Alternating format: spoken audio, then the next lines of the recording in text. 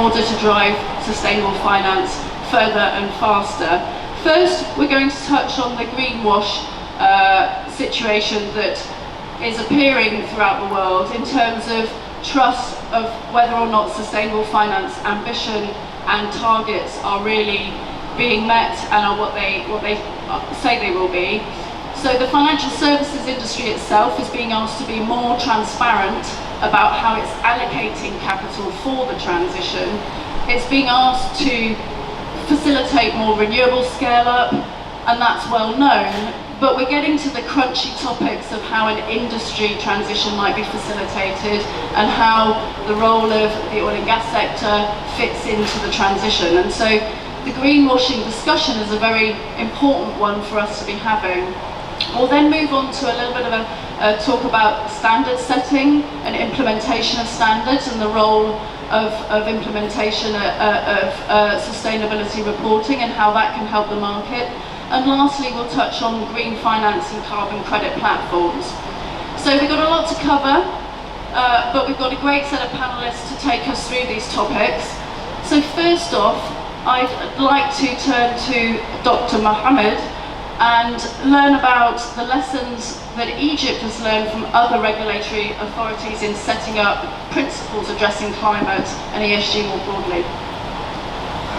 Well, thank you, Zoe, and I'd like to thank the panelists for having the time and for doing this session in such a beautiful city. And welcome to Cairo, and Egypt, and Sharm el-Sheikh for the conference. I believe sustainability and what we have learned as a regulator from other regulators, not only in terms of what they have done, but as well of what they haven't done when it comes to regulating ESG and putting frameworks for ESG reporting. In Egypt, I believe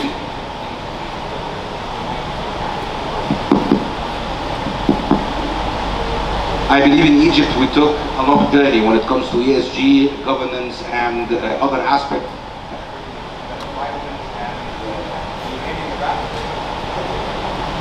So most probably we took a long stride when it comes to ESG reporting and as well on the disclosures pertinent to all ESG aspects in the Egyptian market, and learning from other regulators, definitely other regulators that have been adopting several aspects when it comes to what to be reported and what not to be reported, what are the different reporting initiatives, and how on a gradual basis we started incorporating some of these reporting aspects in ESG in the listing requirements, from the board representation and the structure of the board, what is the minimum level of information that is being required for disclosures. And recently the FRA and being implemented by the EGX issued a couple of decrees, one associated with the listed securities and listed companies, and the other one associated with all financial sector, non-bank financial sector operators in the Egyptian market that are required to issue the reports pertinent to environmental aspects are based on the TCFD reporting initiative. So the starting point when we're talking about reporting of sustainability aspects, there has to be a baseline. The difficulty that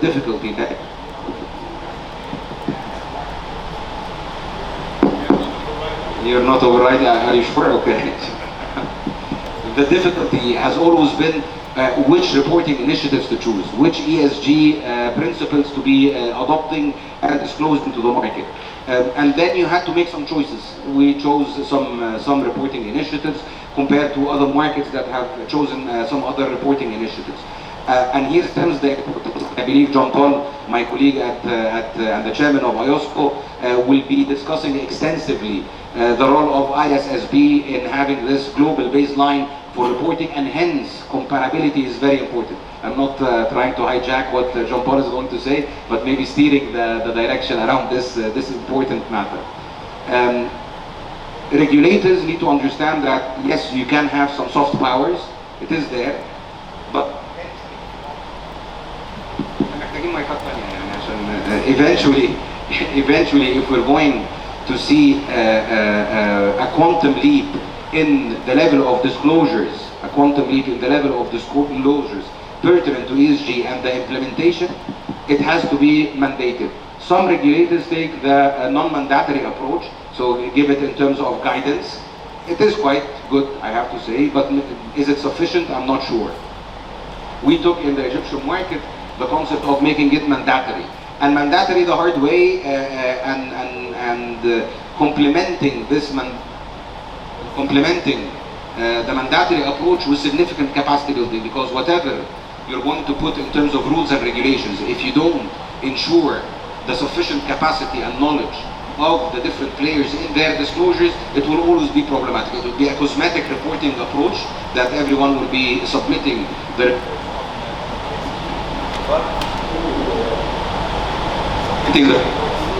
ESG, but these reports might not be beneficial to the end user, which is the ultimate purpose of serving and requiring these types of information. These types of information on ESG, on the different components, environmental, social responsibility, and governance, the ultimate point of it is to support investors in their decision-making process, and hence over clustering the market.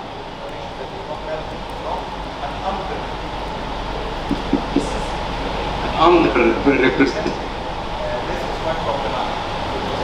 So if I do it like that, okay, so you need to make it from a singing perspective. So okay, we'll try to sing here. And here is whereby we got to know what other markets have done and regulators, and we took our stance, whether it's right or wrong, but this is the stance that we took as the FRA. Thank you. Thank you, Dr. Mohammed. So we've learned that it's really important to take some ideas from other markets, but IOSCO has the authority to drive change further. What's been the approach to establishing structure to this topic around the labelling issues and categorising finance flows for outcomes? What are the lessons learned there, Mr. Jean-Paul? Thank you. Can you hear me? Yeah? Okay. Like this, okay, like a pop singer. Okay. Yeah. I'm not sure that I look like a singer, but okay, let us try. No, first of all, allow me to thank Mohammed, my colleague and friend, chair of the Egyptian Financial Regulatory Authority, for this excellent initiative. I think that we need to discuss about the added value we can have about the journey, the extraordinary journey related to sustainable finance. And I have to tell you, and I'm used to saying that for me and for many supervisors, the starting point of all this work stream is rather unique. Most of the time, people like me, we have to be intelligent when we draw lessons learned from a financial crisis, if we want to have a forwarding. This is not the case. As such, there is no financial crisis. At the same time, and that's something very fascinating for me, there is an incredible positive demand-driven challenge. Who is the starting point? Not the political decision maker, not IOSCO, not FSB. It's just John and Mary in the street, and not only in the city of London, but really John and Mary in the street, who would like to invest in products which can be matched with the ESG expectation. That's extraordinarily positive. But at the same time, there is also a negative challenge. And that's the reason why, of course, we've been asked to give a comment about greenwashing. Let us be clear, the best way to avoid greenwashing is to think like John and Mary in the street. John and Mary in the street, non-sophisticated investors, they are not interested at all in political decisions. They are not interested at all in ego in order to have a dispute between different frameworks. They don't like alphabet soup. And the best way to avoid, I would say, greenwashing is to try to build together a global baseline when we speak about disclosure and also information related to credit. That's what we are doing at IOSCO level.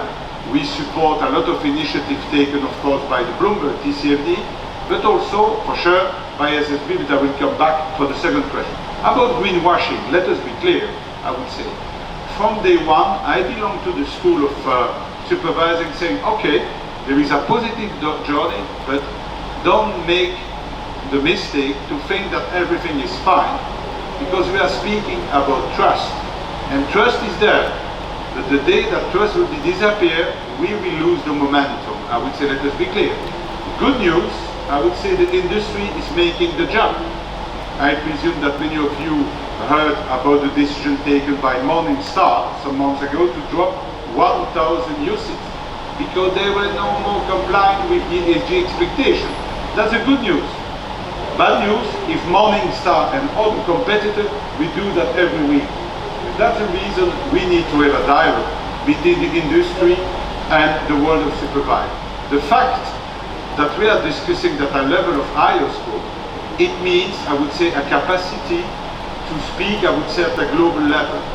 We have, as members, more than 130 jurisdictions able to supervise at domestic level 95% of the financial sector with various capacities. So it means that we have the capacity to provide for capacity building, to understand what are the different jurisdictions. The majority of jurisdictions at IOSCO level are in fact emerging countries, and the chair of the GEM is there, it's Mohammed, and thanks to him and his staff and the colleagues. What about products? Let us be clear. I come from Belgium, I am the head of the financial supervisor in Belgium, so it means we are member state of the EU. There are also very interesting, I would say, initiatives at EU level about, maybe the famous Article 6, 8 and 9 of the fund regulation in Europe. It means light green, dark green of business level. Positive news for me and my supervisor, colleague supervisor of ESMA, I would say the shift is there. In less than 1 year, the majority of the net asset value of funds located in Belgium are now compliant with green line, a light green expectation. That's good news. Now we will have to challenge that. Bad news would be to think that as such we would think that it's a label. It's not a label, so it means it's about financial education, it's about guidance, and that's exactly that would be my last comment, what we are doing at IOSCO level. As you maybe know, we issued last year 2 reports addressing greenwashing, notably on asset management and ESG rating. And we noted that greenwashing can occur throughout the investment value chain. And any market participant, issuer, manager, financial advisor, ESG rating agency, and data provider can engage in this behavior. Then we issue yesterday a call for action which contains a set of good practices targeted at industry. And of course, and I know that there are many representatives of the financial industry in this room, industry engagement is crucial to this work. For instance, we conduct an industry roundtable in July. More than 130 participants were there, so there is a demand for that. And also, let us be clear, the role played by the banks is instrumental in integration, because banks, it means to try to be a kind of bridge between clients and, I would say, product. It's something that we find in many jurisdictions. Again, in Europe it's called MiFID. And that's the reason why I would say we need to be on board, and that's what we are doing. For instance, for the time being, we are conducting a roundtable on supervisory practices, and the objective is to be there whenever it's useful that IOSCO could be on board, not only for the positive agenda, which is quite clear, but also the negative aspect to be avoided. Thank you, Jean-Paul. And so, on that note of products and funds and greenwashing and the approach of investors, that puts a lot of pressure on the exchanges, right? So I'd like to turn now to Rami to give us a little bit of insight around how the Egyptian Stock Exchange is addressing ESG and any thoughts about mandatory reporting. Okay, let me start by saying that it is already mandatory in Egypt to report on ESG, and we're going to see the results by the first quarter of next year, maybe the second quarter for the financial year 2022. EGX is doing many steps in this regard. As Dr. Farid said, capacity building is key for investor relations in all companies in order to start developing the knowledge and access to information for the IR officers to access this kind of information. ESG information is not only limited to an IR officer. You have to go into the CFO office, you have to go to the procurement, you have to go to the IT. So it's a consolidation of the entire operation of the company itself. So we're trying to educate IR officers on this regard and how they can access information. On another angle, EGX is definitely investing into information. And the most important part of the puzzle here is the availability of information for everyone. Whether it's TCFD requirements, we're looking into partnering with international organizations, global ones, in order to avail such solutions for the entire market to start applying in their information and allow access to that. The main problem of our part of the world in the information is that it's not comparable. And here I would like to stress again the approach that ISSB is doing, because before that we had several ranking and rating agencies. Everyone is ranking differently and everyone is putting differently the company. So you can find the same exact company being rated differently between Refinitiv, between MSI, between Analytics. So you're gonna see a lot of things that is different. So unifying the comparability thing will definitely help investors to understand better the kind of information. On the funds area, we have seen in the last 2 or 3 years, a lot of ESG funds have been developed in Europe specifically and North America, and all of these funds has to flush all these dollars somewhere. So they need proper information, they need proper quality assets, they need us as exchanges to start highlighting these companies and creating ESG indices. We already in EGX, we had our ESG index since 2010. I think we were the second or the third country globally to issue this index with Standard & Poor's. And definitely we're doing many steps in this area. We want to enhance this area. We want to create access and more creative products around that to trace the index as well. So a lot of products is coming on that front when it comes to EGX, but we are trying to focus more on creating a proper IR in our listed companies in order to develop the information and the quality of disclosures that is being recommended. ESG reporting is no longer a nice to have part of the annual report. It has become an actual thing that investors are looking at and investors are analyzing, and we need to provide this kind of information. I hope I answered your question, Father.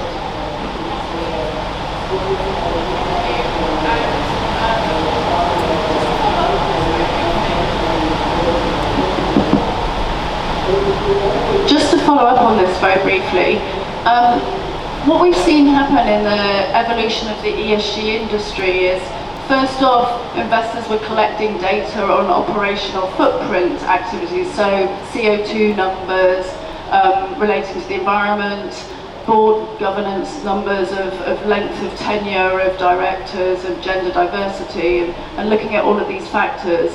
But there was sometimes a pushback that these metrics weren't delivering outcomes. They were sort of giving us information, but investors were a little bit stuck on knowing what to do with that information. Do you think that we've moved on quite significantly since those days? How do you think investors are really using information today? And that's back to Rami. Okay. So investors are, let's take one step back. Risk is basically comes from the absence of information. So availing the data is number one. For example, before joining EGX, I was heading the Arab Federation of Capital Markets, and along with Refinitiv, we issued the first Pan-Arab Low Carbon Index, for example. And when we established this index, and we've seen a giant like Aramco, which is the biggest company in the world actually producing CO2 on that index, I had the very basic question: why do we have it on the index? And the answer was very simple: because they have proper disclosure, they know what they're doing. So they have to take the chance in order to be represented on the index. So this is what we're trying to show for the investors.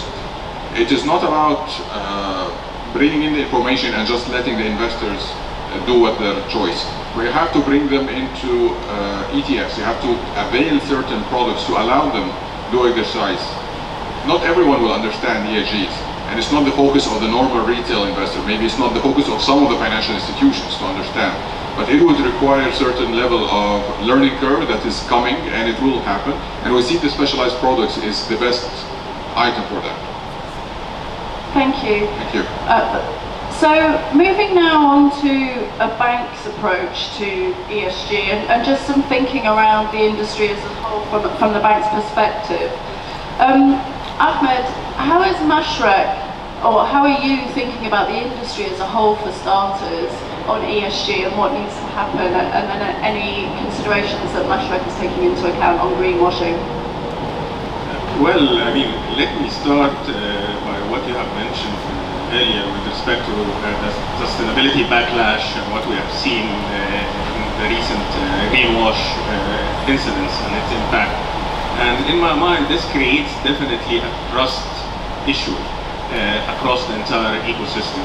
I mean, to put it in perspective, in UAE, for example, people have full confidence in the government and businesses, and they trust that we will always do the right thing, particularly when it comes to social, healthcare related issues. And we have seen that during the pandemic. But when it comes to climate change, it's a completely different story. So there is definitely distrust in the businesses and CEOs when it comes to their acts with regard to climate change.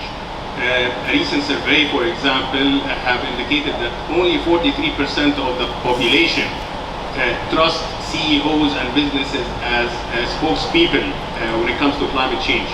I mean, for climate specialists and scientists, and I know that many of them are here in the room today, they will feel relieved that 77% of the people trust them when it comes to climate change. How do we address this? In my mind, again, I think it's about having climate drive hardwired in our values and business principles. It has to be about doing the right thing. It has to be about supporting the drive from a humanitarian point of view, rather than having to meet a regulatory requirement or a publicity stunt or meeting an organizational tick the box. In Mashreq, we invest heavily in that regard, in terms of raising awareness of our people, training our people, and this starts from the most junior level all the way up to the board. Educating our clients is equally important as well, and we work very closely with the regulator to bring this awareness and trust in the market. The regulators will have a huge role to play, and we have seen that in many incidents. India is one to name a few. We have seen them introducing the mandatory emission reporting earlier in the year. They're implementing that in coming April for all listed entities, and they will roll that to the private sector as well. This will bring greater transparency in the market, and hopefully will help restoring trust into the market.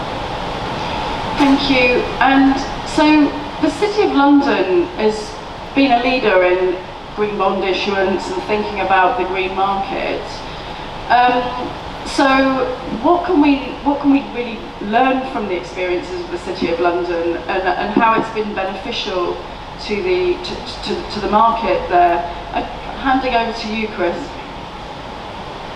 So thank you very much, Zoe. Well, first of all, I'm not a regulator and I'm not a bank. I'm that dreadful word, a politician. But hey, every panel has to have a politician, so you've got me. Look, let me just talk about greenwashing. First of all, my general sort of views on it. Is there an issue with greenwashing? Yes, I think we all accept there is an issue with greenwashing. However, when you think about what a company or a business's greatest asset is, it's actually their reputation. And therefore, I tend to take the view that businesses don't deliberately, most businesses don't deliberately want to greenwash. It's not to say there aren't bad players, there'll always be bad players, but in the main, I think it's born out of a result of the inefficiencies in the environment those companies operate in, rather than genuine ill will, if you will. And I think sometimes it's also down to ignorance as well. Now, if you talk about regulation and where can regulation help with the challenge of greenwashing, first of all, I've always believed that high quality, sustainable finance regulation and economic competitiveness are two sides of the same coin. You need both to make it actually work, and that's why we in the City of London are very supportive of one of our two financial regulators, the FCA's approach to greenwashing at the moment. They're coming out with guidance to businesses to navigate the world of green investing with proposals that actually seek to help investors better understand what it is that their money is out there to achieve. And they're classifying this under three labels, which we think are pretty helpful actually to the sector. Firstly, funds that currently hold exclusively sustainable assets are being labelled as dark green. Those that encourage their holdings to become more sustainable over time are referred to as transition funds. And the third label they're using is that those that are focused on having a positive real world impact are known as positive impact funds. And it sounds quite simple, but in a way that classification I think does help the sector to really understand where they can best target. And that's why we are supporting the FCA's policies that they've come out with. Thank you. So before I move on to our next topic, which is the standard setting piece and on disclosure, I'd just like to turn quickly to products and product labelling, because your point, Chris, on the dark green transition and impact areas, it does sound very straightforward, which raises the question, why haven't we done it sooner? And the growth of the the label product market has been quite significant, but we know that there's still more to do. And in the beginning, we were talking about labelled products as being a form of transparency. Can I turn to Rami very briefly to talk about the views on whether or not product labelling has been beneficial, and then I'll turn to Mohammed and Jean-Paul to pick that up as well. But starting with you, Mohammed. I'll start, right? Yeah.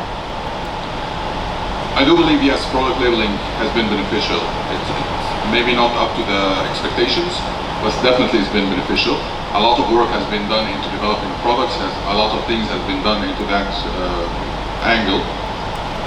I don't want to judge for the past 9 or 10 months, but definitely before that and during the pandemic we have seen ESG funds and labeling environmentally friendly products and sustainable products has been picking up. So we have seen that already. What's happening in 2022 is a global thing across all asset classes, so we needn't judge on specifically this year. And we are seeing extra momentum, extra demand from investors, extra demand from institutions in order to have proper disclosures in place. Everyone is asking about it. What is the role? So I do think there is demand from investors and vendors in order to avail these products to the market. It's up to us now for exchanges and policymakers, regulators, in order to facilitate the flow of this information, the quality of the disclosures, and all of that. Thank you. Over to you, Jean-Paul. Thank you for giving me the floor. As you know, I would say sustainable finance is part of my day-to-day life.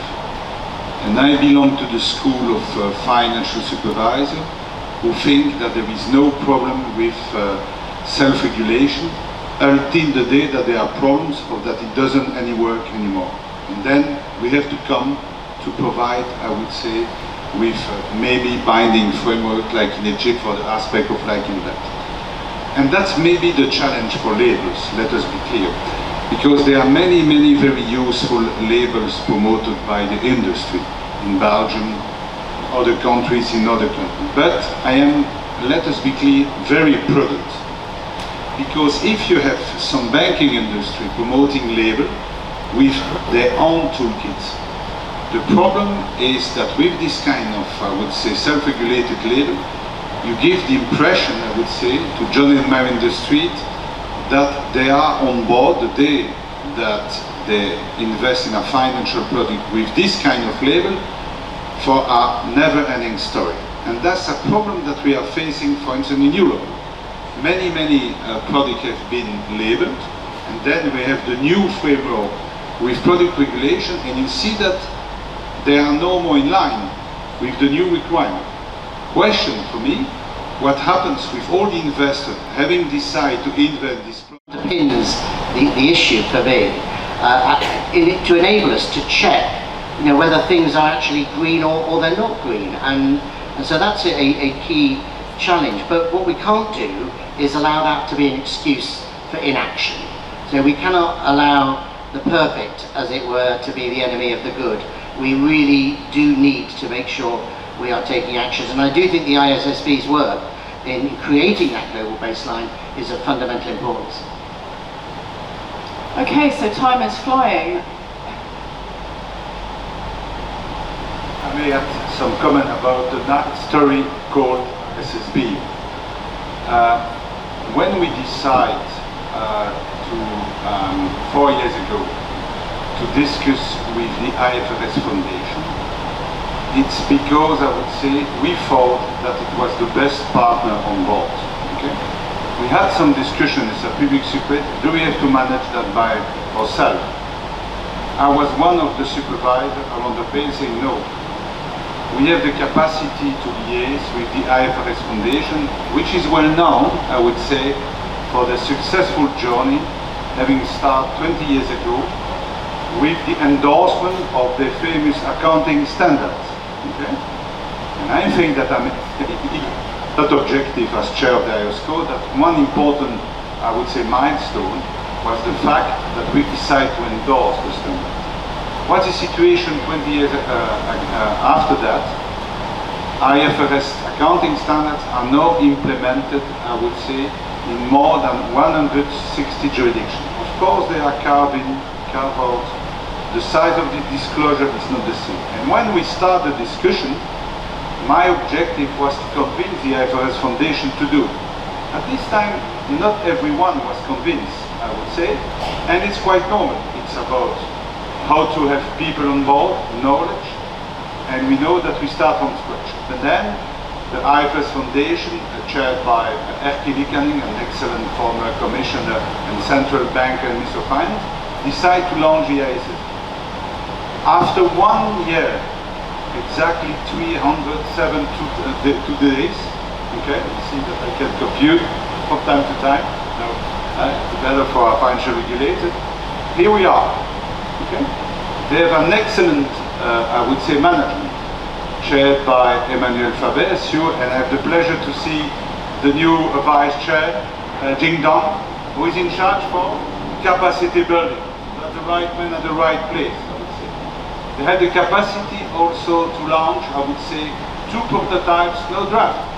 They have a complete board with people coming from all kinds of jurisdictions, not only about the diversity between jurisdictions, but about gender balance and also about different backgrounds. So that means the technical background is not the same. People coming from the industry, people coming from the World Bank, people coming from the academic world. They were also able to merge with other good students. And that's maybe the difference with what happened 20 years ago.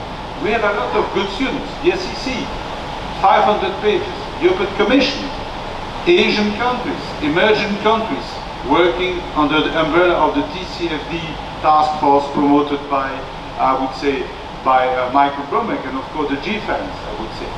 And that's, I think, the need, what we think that ISSB is the right choice. Because they perfectly know what it means a global baseline, but also with interoperability.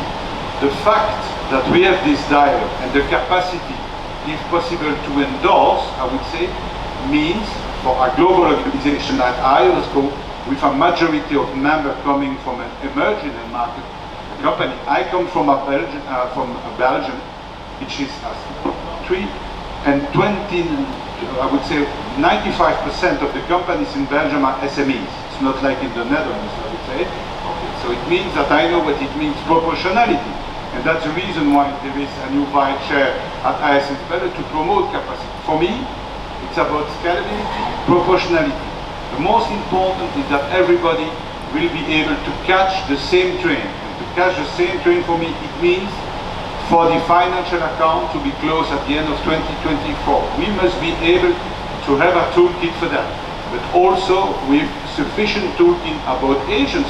And I'm pretty even confident about the capacity, because John and Mary industry are not waiting for us. then the objective is to give the possibility to everybody to catch a train, but the speed won't be the same. The size of the train won't be the same. It's about carve in, carve out. We know what it means. It's a journey. It's how to go from A to B.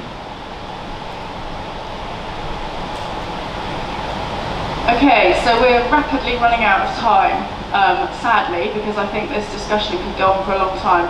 And we've got one topic to cover in a very quick fire along the line response for me, please, which is, you know, we're starting to see the scale up of carbon markets, and this seems fraught with trust issues and credibility and, you know, subject to greenwash discussions.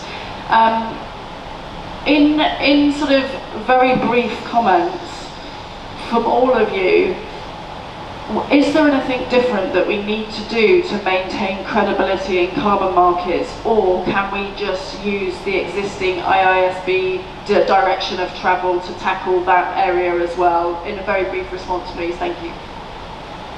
So, for me, there's no credible path towards the delivery of net zero without carbon markets. Let me state that straight away. Carbon markets are going to be a crucial tool for which to transfer money from the global north to the global south. No doubt about that. And for carbon markets to scale, like any other market, there's a crucial role for enabling standards. That's my point. Thank you for the question. That's a perfect timing, because we just released this morning 2 important reports about carbon market, one on compliance market and one regulatory market. And it has been managed by the STF, and you see there my colleague and friend from Spain, Rodrigo Buenaventura, who is in fact managing the STF, and I think that Mark Manning from the British FCA must be somewhere in the room of trying to find a way to arrive on the stage. It's also a challenge, and also, and we thought that it was interesting and useful for everybody to come with some guidance. It doesn't mean that by definition everything is going wrong with carbon market. We know that there are excellent products. We also know that there were some accidents. And you know, from time to time we have to draw some lessons from some accidents, and that's the objective, the purpose of the 2 consultation reports. We already had a dialogue this morning with a representative of the industry, and I agree with you, we must be there in the picture in order to promote.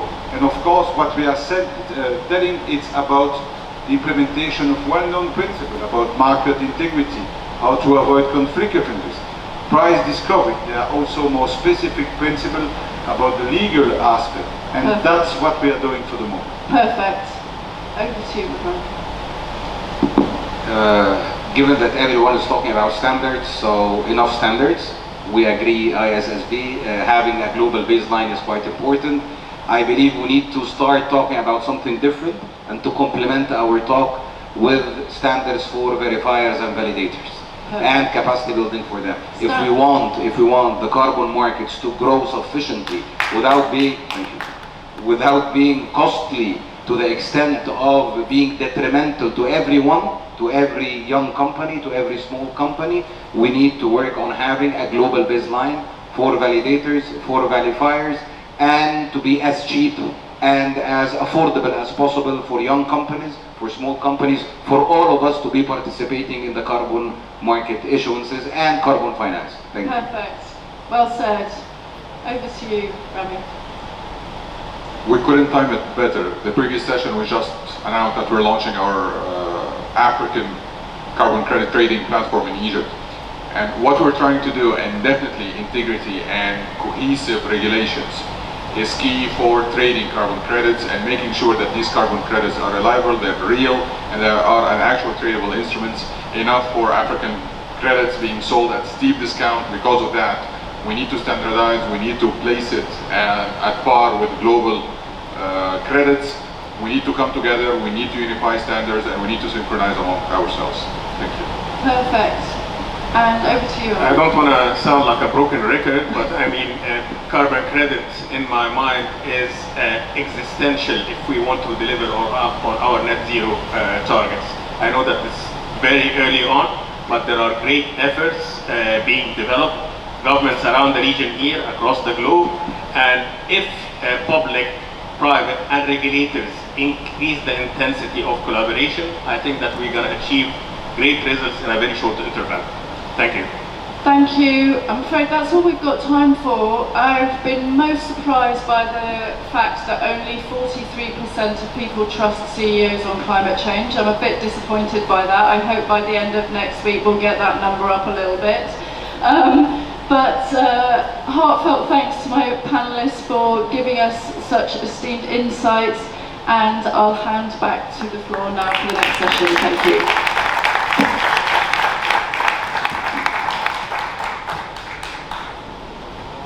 Thank you much, Ms. Zoe Knight. Thank you for the very interesting panel.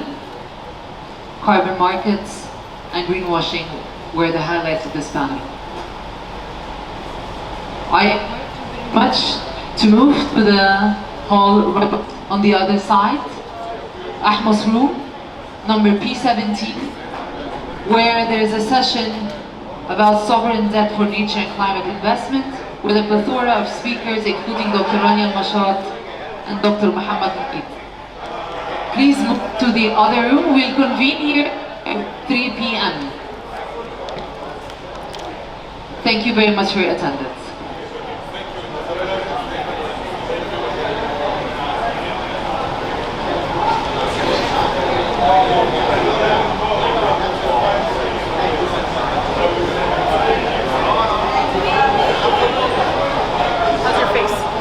How's your job? Thank you very much. Habibi, how are you? Zoe Knight. Zoe Knight. I'm good.